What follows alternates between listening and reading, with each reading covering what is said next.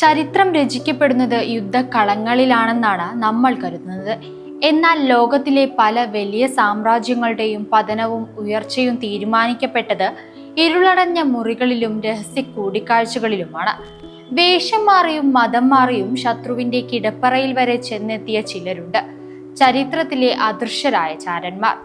സിനിമയിലെ ജെയിംസ് ബോണ്ട്മാരെക്കാൾ സാഹസികന്മാരും നിഗൂഢകരുമായിരുന്നു യഥാർത്ഥ ചാരന്മാർ. അവർക്ക് പിഴച്ചാൽ നഷ്ടപ്പെടുന്നത് സ്വന്തം ജീവൻ മാത്രമല്ല, ഒരു രാജ്യത്തിന്റെ തന്നെ വിധിയാണ്. ലോക ചരിത്രത്തെ മാറ്റിമറിച്ച് 3 അസാധാരണ ചാരന്മാർ. സ്വാഗതം ഡീപ് ഡൈവിലേക്ക്.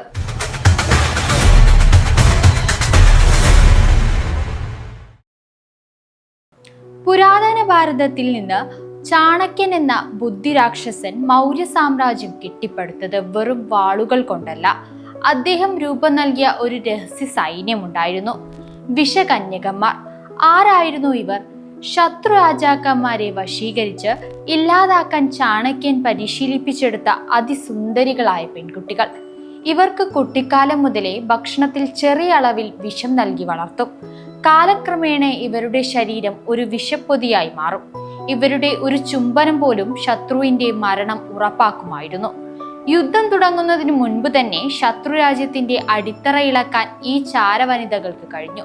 ചോരപ്പുഴകൾ ഒഴിവാക്കാൻ ചാണക്യൻ പ്രയോഗിച്ച ഈ നിശബ്ദ യുദ്ധങ്ങൾ ഇന്നും ചാരസംഘടനകൾക്ക് ഒരു പാഠപുസ്തകമാണ്. 2ാം ലോക മഹായുദ്ധകാലം. നാസികൾ യൂറോപ്പിനെ വിഴുങ്ങുന്ന സമയം അവിടെ ഹിറ്റ്ലറുടെ സൈന്യത്തിന് നേരെ ഒരു ഇന്ത്യൻ രാജകുമാരി യുദ്ധം പ്രഖ്യാപിച്ചു. പേര് നൂറുനിസ ഇനായത് ഖാൻ, ടിപ്പു സുൽത്താന്റെ പിൻഗാമി. ബ്രിട്ടീഷ് ചാര സംഘടനയായ SOEക്ക് വേണ്ടി ഫ്രാൻസിൽ ചാരപ്പണിക്ക് നിയോഗിക്കപ്പെട്ട ആദ്യത്തെ വനിതാ റേഡിയോ ഓപ്പറേറ്റർ ആയിരുന്നു അവർ. മട്ലിൻ എന്ന രഹസ്യ പേരിൽ നാസികൾക്കിടയിൽ നിന്ന് രഹസ്യങ്ങൾ ചോർത്തി അവർ ലണ്ടനിലേക്ക് അയച്ചു. നാസികൾ ഓരോ ചാരന്മാരായി പിടികൂടുമ്പോഴും നൂറുനിസ തനിച്ചു പോരാട്ടം തുടർന്നു. ഒടുവിൽ ചതിയിലൂടെ അവർ പിടിക്കപ്പെട്ടു. ക്രൂരമായ പീഡനങ്ങൾ അനുഭവിച്ചിട്ടും ഒരു രഹസ്യം പോലും അവർ വിട്ടു നൽകിയില്ല.